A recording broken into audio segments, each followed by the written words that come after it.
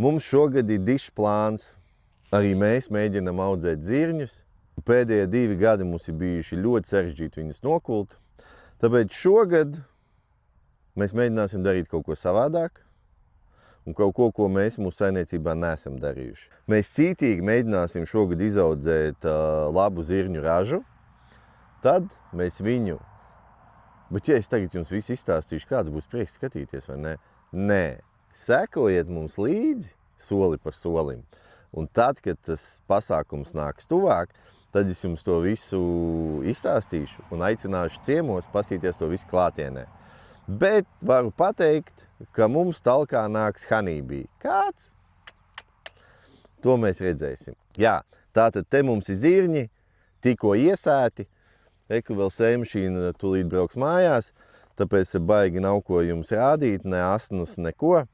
Te mums ir viena no manām mīļākajām šķirnēm, saucās Batuta. Dzeltenie sējas zirņi, 105 augi uz kvadrātmetru un nedaudz NPK. Skatīsimies, kā viņi šogad gribēs augt. Reku nākamais. Reku vēl nāk. Reku. Mūsu mīļie zirņi, reku, nu, siltums ir atnācis un zirņi, reku, pasties. Zirņi negaida, steidz, eku pasties, sēž zem salmiem. Sēž zem salmiem un bliež ārā. Es domāju, visa šitā siltā nedēļa iedos baigos sprādzienu dabai, lai viss te notiktos.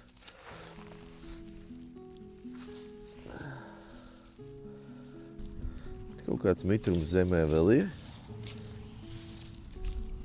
Protams, kā jau mēs visi saimnieki pavasarī gaidām lietu, jo nav nekas labāks, ka pavasara lietus, jo tad tu zini, ka būs raža. Siltums ir atnācis, visi baigi smuki, zirņi bliež augšā, mēs ar lielām cerībām gaidām rindiņas smukas.